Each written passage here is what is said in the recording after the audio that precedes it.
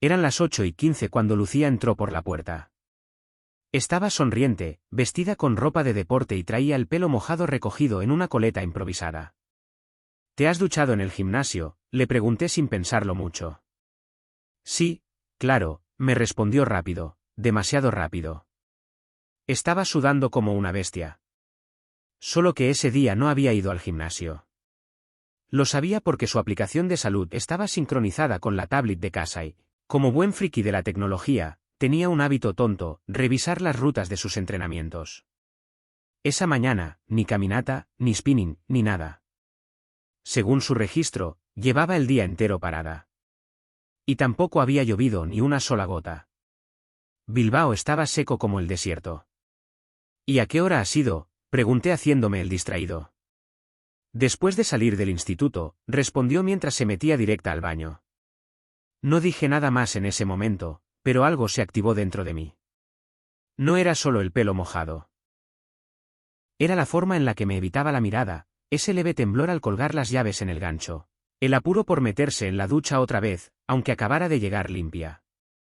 Lo conocía todo de ella, sus gestos, sus rutinas, incluso sus mentiras piadosas. Pero esta no era piadosa. Esta era distinta. No es que yo fuera un paranoico ni celoso. Nunca revisé su móvil, nunca pregunté con quién hablaba. Siempre confié en ella. Pero a veces la vida no te da un grito, sino un susurro. Y aquel pelo mojado en una ciudad sin lluvia y sin gimnasio fue el susurro más ruidos de todos. Durante los días siguientes empecé a mirar el mundo con otros ojos. Las ausencias, las risas forzadas, las conversaciones interrumpidas al entrar yo en la habitación. Algo se cocía, y no era paranoia. Era algo real, algo que me iba a destrozar, pero que necesitaba conocer. No busqué pruebas, no las necesité. Mi instinto, por primera vez en mucho tiempo, gritaba la verdad antes de que yo pudiera siquiera procesarla. No sabía exactamente qué estaba ocurriendo, pero sabía que mi mujer, Lucía, estaba metida en algo, y que ese algo no tenía vuelta atrás. El domingo siguiente me levanté temprano, más por costumbre que por necesidad. Preparé el desayuno para los niños, les puse la tele y me senté en la cocina a tomar café, como siempre. Lucía seguía dormida. Lo que me llamó la atención fue que había dejado su bolso tirado en el suelo del pasillo, algo que nunca hacía. Ella era muy meticulosa con sus cosas. Siempre colgaba el bolso en el perchero, alineaba las llaves, dejaba el móvil cargando. Aquella mañana parecía que había llegado tarde o apurada. Me acerqué y lo recogí para dejarlo en su sitio, no por curiosidad, sino por inercia. Pero al levantarlo, algo cayó al suelo, una entrada de cine. No una cualquiera, una entrada de pareja. 2 asientos juntos, viernes a las 8, en la sala de los sofás reclinables del centro comercial Zubiarte. Nada raro si hubiéramos ido juntos, pero yo no fui. El viernes estuve con los niños en casa viendo una película animada y cenando pizza mientras ella decía que salía con las chicas del instituto a cenar por la jubilación de una compañera. Lo recuerdo perfectamente porque incluso me pidió que no la esperara despierto, que llegarían tarde. Cogí la entrada, la observé durante unos segundos. Al reverso tenía una ligera marca de labial y algo escrito a mano con bolígrafo azul. Solo 2 letras, PR. Nada más. Subí las escaleras y abrí la puerta del dormitorio sin hacer ruido. Ella seguía durmiendo, boca abajo, con el pelo suelto, como si todo estuviera bien, como si nada en su vida se hubiera salido del camino. Volví a bajar, dejé la entrada en la encimera y me senté de nuevo en la cocina, esta vez sin café, sin ganas de nada. Me quedé mirando la taza vacía. No pensaba en divorcio, ni en pelea, ni en venganza. Solo trataba de entender. A las 10 bajó Lucía en pijama, con el pelo revuelto y los ojos medio cerrados. Me dio los buenos días, se acercó y me besó la mejilla. Cuando se giró para abrir el armario de los cereales, vio la entrada. Se quedó unos segundos en silencio. ¿Qué es eso?, pregunté sin mirarla, aún sentado. Ella se giró lentamente, tomó la entrada con 2 dedos, la observó un segundo, luego levantó la vista y me miró con una mezcla de sorpresa y nerviosismo. Ah, eso es de Valeria. Me la dejó en el coche. Fuimos a ver una peli con ella y su hermano el viernes. No respondí de inmediato. Respiré hondo. Quise mantener la calma, no explotar. Me obligué a escuchar cada palabra, a no saltar al cuello por la mentira evidente. ¿Valeria tiene un hermano? Pensaba que era hija única. Bueno, hermanastro, por parte de padre. Te dije que venía a pasar unos días. No lo mencioné porque no es importante. ¿Y se sientan a ver una peli los tres juntos en una sala doble con sofás reclinables? ¿También él se pone pintalabios? Silencio. Ese tipo de silencio que no se llena con nada. Lucía se quedó quieta, sin palabras, sin una excusa más o menos creíble. Solo bajó la mirada, volvió a sentarse en la silla y empezó a mover la entrada entre los dedos. No te estoy engañando, dijo. Y en ese momento supe que sí lo estaba. Era la frase más estúpida que podía haber dicho, porque nadie dice eso tan rápido si no está mintiendo. Si de verdad no pasa nada, te indignas, te explicas, te defiendes. Ella simplemente lo negó con esa frialdad que solo tienen los que ya han decidido mentir hasta el final. Me levanté y fui a la nevera, más por necesidad de moverme que por hambre. Saqué una botella de zumo, la abrí, bebí directamente del pico y volví a cerrarla.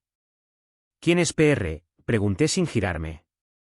Ella tardó varios segundos. No lo sé. Supongo que sería alguna tontería que escribió Valeria. ¿Quieres seguir con eso? Me giré. Entonces, la miré fijamente. ¿De verdad crees que voy a tragarme eso? No es lo que piensas, Mateo, dijo ella bajando la voz. Solo salimos a hablar, a tomar algo. Estaba agobiada, quería airearme. Me acompañó un amigo. ¿Un amigo? ¿Quién? Alguien del curso. ¿No lo conoces? ¿Y por qué no dijiste nada? Porque sabía que te lo tomarías mal, que empezarías a hacer preguntas, que ibas a pensar cosas que no son. Me reí, no porque hiciera gracia, sino porque era una reacción automática, casi nerviosa. Me apoyé contra la encimera y asentí. Ella se levantó también, vino hacia mí y trató de tocarme el brazo, pero me aparté. ¿Te acostaste con él? La pregunta quedó flotando en el aire. Ella no respondió ni sí ni no. Solo bajó la mirada. Y eso fue peor que cualquier respuesta. No sé qué quieres que diga, susurró. Nada. No digas nada. Ya dijiste demasiado. Subí al dormitorio, cerré la puerta y me encerré ahí hasta que los niños vinieron a buscarme para jugar. El resto del día transcurrió como si todo fuera normal, pero ya no lo era.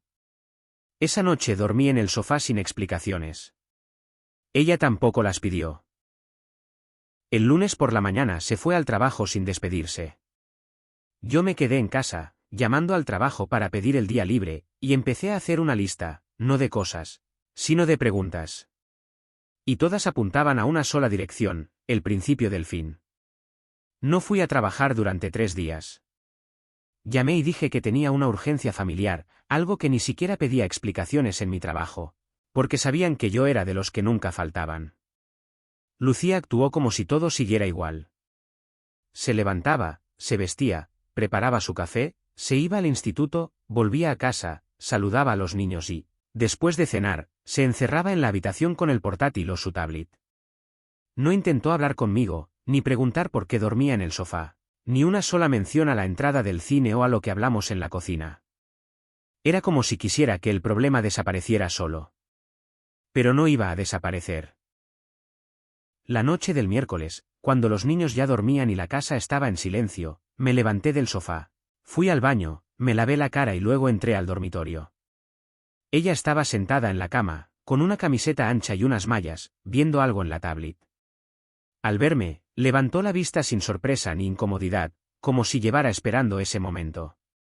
¿Vamos a hablar o vas a seguir haciendo de estatua muda por más días? No respondí al principio. Cerré la puerta con calma, fui a sentarme en la silla del escritorio y la miré directamente. No tenía una lista de cosas para decir, solo una idea clara, quería escucharla hablar sin interrumpirla, sin presionarla, solo escuchar lo que iba a inventar. Ella dejó la tablet sobre la mesilla, se acomodó y esperó. No sé si pensaba que yo iba a gritar o llorar. Lo que hice fue algo más incómodo para ella. Dime con quién te acostaste. Solo eso. Sin rodeos, sin justificaciones. Nombre, ¿cómo empezó? ¿Cuánto tiempo lleva?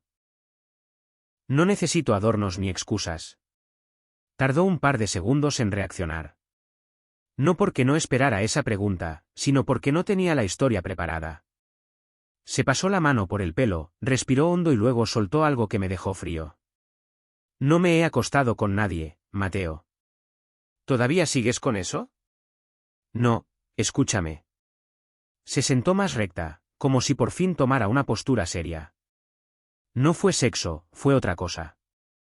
Fue hablar, fue reírnos, fue sentirme libre, sentir que alguien me veía, que me escuchaba sin verme como la madre de 2 niños, sin verme como la que lava, plancha, cocina y corrige exámenes. Fue alguien que me hizo sentir que aún soy yo. No sé si me entiendes. Entonces, si fue algo, ¿quién es? Un compañero del curso. Se llama Pablo. Empezó como una tontería, como una charla en los descansos. Luego mensajes, luego quedamos un par de veces, salimos a tomar algo.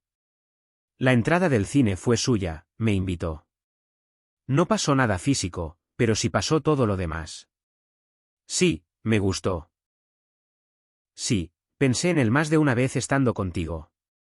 Me quedé callado, no porque no supiera qué decir, sino porque estaba esperando algo más. Una disculpa, una señal de que entendía la gravedad de lo que decía. Pero no llegó. Lucía solo se quedó mirándome, como esperando que yo aceptara eso y pasáramos a otra cosa. ¿Y por qué no lo paraste? ¿Por qué no me lo dijiste antes de que se convirtiera en esto? Porque no quería enfrentarme a ti. Porque sabía que ibas a reaccionar así, como ahora, como si todo fuera culpa mía.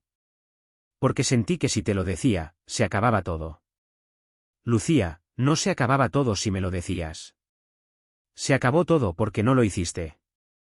Porque mentiste, porque fuiste cobarde, porque no tuviste los huevos de sentarte conmigo y decirme que te sentías mal, que necesitabas algo más. Me dejaste como un idiota mientras tú te escapabas con un desconocido a sentirte libre. ¿Y yo qué? ¿Qué soy yo en esta historia? El cuidador de los niños, el que paga las facturas, el que cocina cuando tú estás de mal humor, el que duerme solo en el sofá mientras tú te abrazas a tu libertad. Ella no respondió de inmediato. Se levantó de la cama, caminó hasta la ventana, se quedó mirando hacia la calle vacía. Me dio la espalda. No sé qué decirte. No lo hice para hacerte daño. No lo planeé.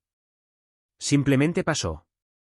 Sí, claro, simplemente pasó. Como si la ropa se quitara sola, como si los mensajes se escribieran solos. Lucía, no me trates como a un tonto. No fue sexo, Mateo. No hubo cama, ni besos, ni caricias. Solo palabras. Solo alguien que me hizo sentir viva. Pues me alegro por ti, porque acabas de matar a quien eras para mí. Ella se giró entonces, con los ojos ligeramente húmedos, pero no llorando. Nunca llora cuando sabe que la ha cagado, solo cuando le conviene. ¿Qué vas a hacer? No lo sé aún. Pero lo primero que voy a hacer es dormir en esta cama, que también es mía. Tú te vas al sofá. Buenas noches. Me quité los pantalones, me acosté de lado, le di la espalda y cerré los ojos. No quería hablar más, no quería escuchar nada. Solo quería silencio. Ella no dijo nada.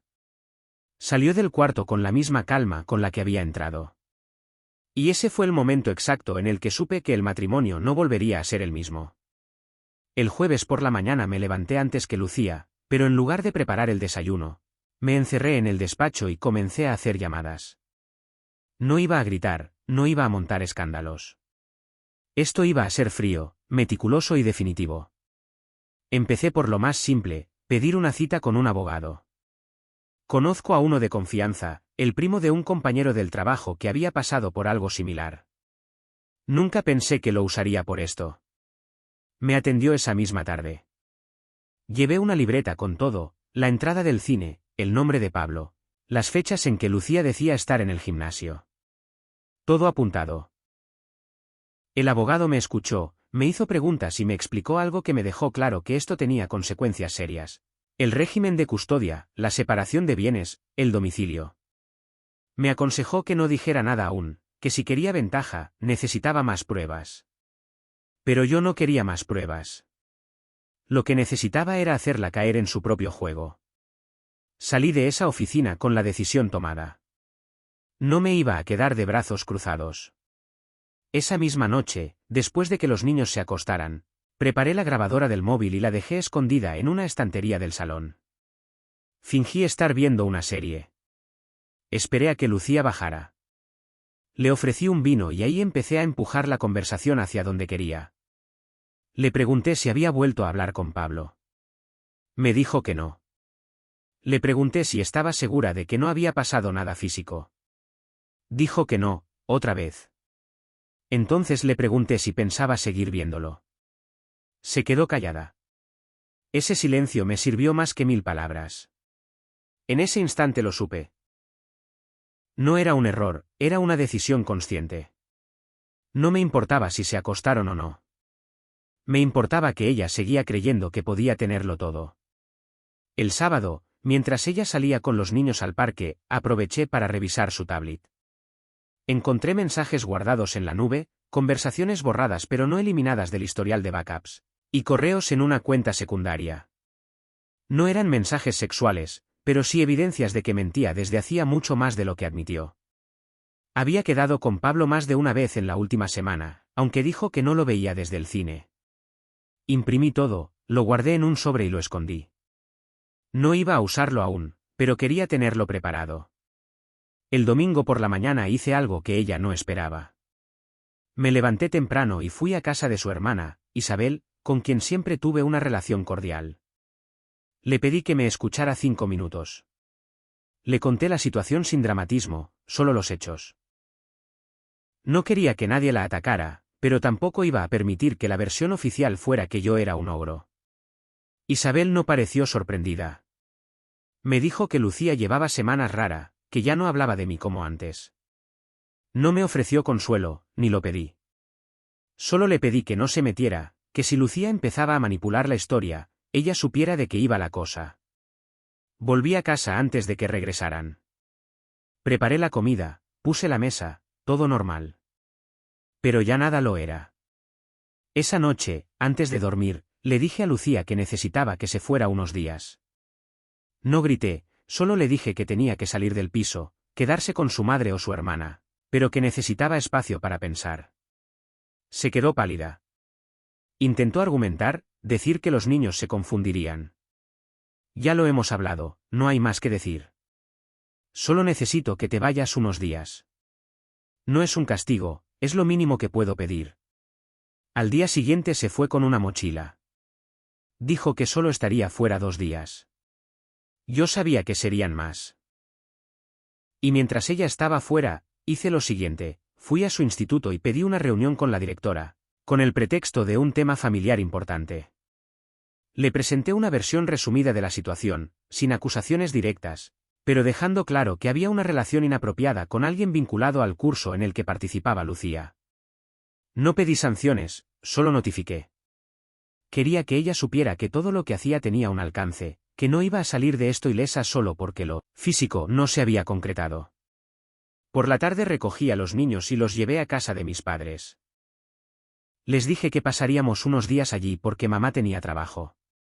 No quería mentirles, pero tampoco iba a arrastrarlos a un drama.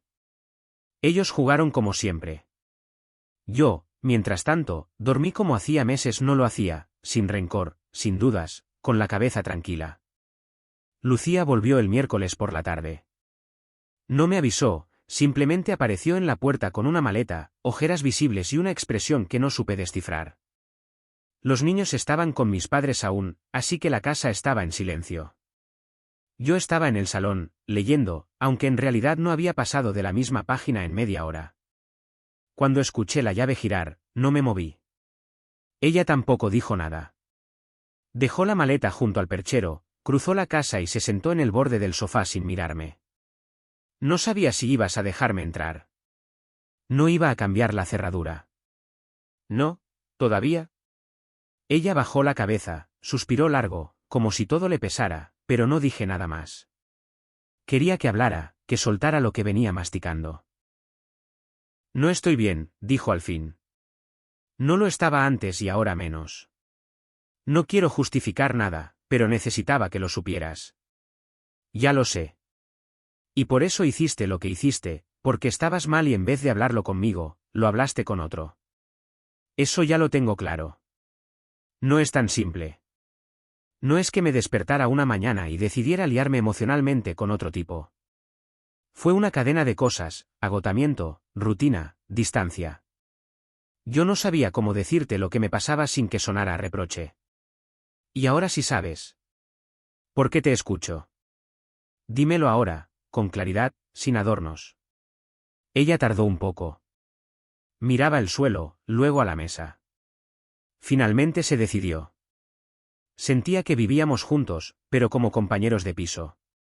Todo era mecánico, las conversaciones, los gestos, el sexo. Tú estabas ahí, pero no conmigo. Siempre pendiente del trabajo, de los niños, de los horarios. Y yo me sentía invisible. Pablo fue solo una consecuencia. No lo busqué, pero apareció justo cuando más lo necesitaba. ¿Y qué fue lo que te dio el que no podías pedirme a mí?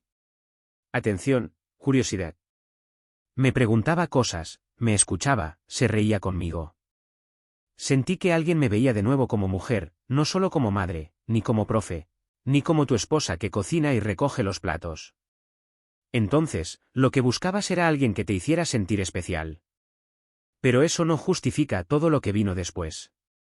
No tienes ni idea de lo que sentí cuando entendí que me habías borrado de esa parte de tu vida, cuando preferiste decirle a un extraño cómo te sentías antes que a mí. Tenía miedo de tu reacción, de tus reproches, de que me dijeras que era una exagerada, que todos los matrimonios pasan por eso, que me aguante. ¿Y ahora qué, Lucía? ¿Qué hacemos con todo esto? No lo sé. No vine a pedirte perdón ni a suplicarte nada.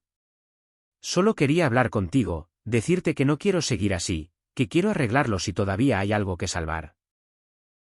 ¿Tú crees que se puede arreglar después de las mentiras, del silencio, de esconder mensajes, salidas, excusas?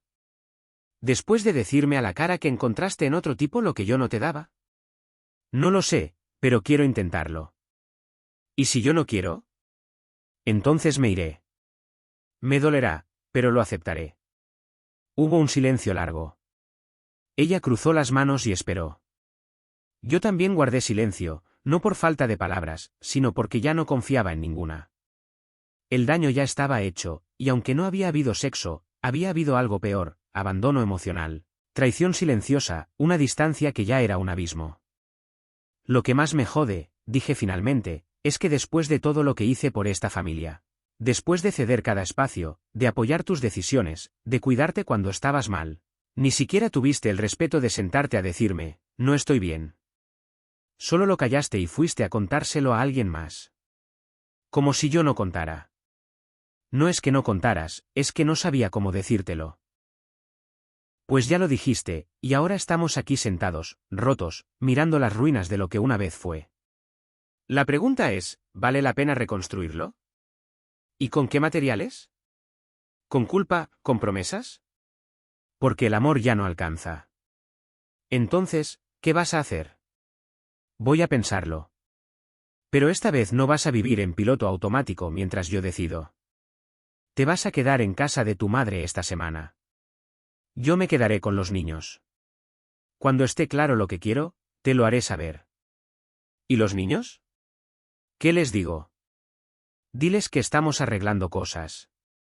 No les mientas, pero no les des detalles. Ella asintió, sin llorar, sin rabia, solo agotada. Se levantó, fue al dormitorio, recogió algunas cosas y antes de irse, se paró en la puerta. Quiso decir algo, pero no lo hizo. Se limitó a salir y cerrar. Cuando se fue, me quedé mirando el reloj. Eran las 8:41. A esa hora exacta supe que por mucho que hablara, por muchas disculpas que diera, algo en mí se había apagado. Lucía se fue esa noche y no volvió a la casa durante una semana. Durante esos días, me dediqué a los niños como siempre, pero ahora con una energía distinta. No era una distracción, era una forma de recuperar el control de algo. Me levantaba temprano, preparaba el desayuno, los llevaba al colegio, trabajaba desde casa. Cocinaba por las tardes y les ayudaba con los deberes. No preguntaban por ella con demasiada insistencia. Solo decían que estaba en casa de la abuela porque tenían muchas cosas del trabajo, y esa explicación les bastaba. Durante ese tiempo también me tomé varias horas para pensar. No solo en lo que había pasado con Lucía, sino sobre cómo había llegado yo a ese punto. No había sido un marido perfecto, pero nunca me fui, nunca mentí, nunca escondí cosas. Me di cuenta de que no estaba enfadado solo por lo que hizo, sino por lo que me quitó. Me quitó la posibilidad de arreglar las cosas antes de que se rompieran. Me quitó la confianza. Me quitó la opción de elegir si quería seguir en un matrimonio que ya no funcionaba. El sábado por la tarde la llamé y le pedí que viniera. Le dije que los niños estarían con mis padres y que necesitaba hablar con ella a solas. Llegó puntual. Estaba más delgada, más pálida, pero no parecía quebrada. Se sentó en el sofá sin tocar nada, como si no fuera su casa. Yo me senté frente a ella con una libreta en la mano. Había hecho una lista de lo que quería decirle, no porque me hiciera falta leerlo, sino para no olvidarme de ningún punto. No quiero que esta conversación se alargue más de lo necesario. Lo que pasó entre tú y ese tipo no se puede borrar. Y aunque no te acostaste con él, hiciste todo lo demás. Mentiste, ocultaste cosas, compartiste una intimidad que era nuestra. Y no lo hiciste una vez, lo hiciste durante semanas, tal vez meses. No fue un error puntual, fue una elección constante. Lo sé.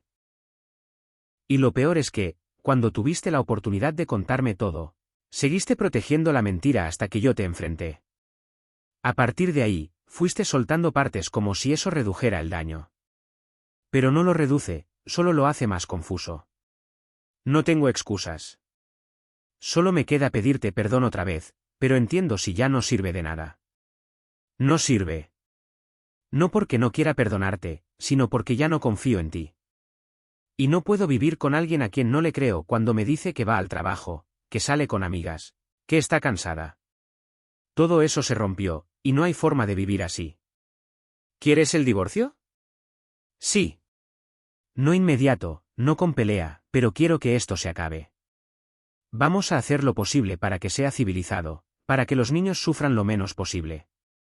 Pero no voy a seguir contigo. Ya tomé la decisión. Ella bajó la mirada, se quedó en silencio unos segundos y luego asintió. ¿Quieres que me vaya hoy mismo? Sí. Te quedas en casa de tu madre. Yo me quedo con los niños, de momento. Después vemos cómo organizamos todo. Pero lo que sí quiero es que hables con ellos esta semana, no con excusas, no con historias raras. Les dices que papá y mamá están pasando por una separación y que no es culpa de ellos. Lo haré. Y te pido algo más. No vengas a buscar consuelo aquí. No me escribas mensajes largos con recuerdos. No me mandes fotos de cuando estábamos bien. No quiero que intentes reconstruir nada, porque no va a pasar. ¿Y si me doy cuenta más adelante de que cometí un error y si quiero arreglarlo? No soy un seguro de vida. No soy alguien que se guarda en el cajón para cuando lo necesites otra vez. Si esto termina, termina. Si más adelante te das cuenta de lo que perdiste, será tu problema, no el mío. Ella respiró hondo, se levantó, recogió sus cosas y se fue sin mirar atrás. Cuando cerró la puerta, me quedé solo en el salón. No me sentí libre, ni victorioso, ni siquiera tranquilo. Solo me sentí cansado. Pero no un cansancio físico, sino algo más profundo, como si hubiera estado conteniendo la respiración durante semanas y recién ahora pudiera soltar el aire. Durante los días siguientes, comenzamos con los trámites. Hablamos con los niños con cuidado, sin entrar en detalles. Lucía empezó a verlos en casa de sus padres, luego los llevaba al cine o a pasear. Ellos estaban confundidos, pero se adaptaron rápido. Los niños son así, no porque no les importe, sino porque necesitan seguir adelante más que entenderlo todo. Y yo también. Hoy, 3 semanas después de esa última conversación, estoy en el mismo salón, con cajas alrededor, porque en unos días me mudo a un piso más pequeño. No necesito tanto espacio, solo necesito empezar de nuevo. Lucía y yo hablamos por mensajes, siempre sobre los niños, siempre cordiales.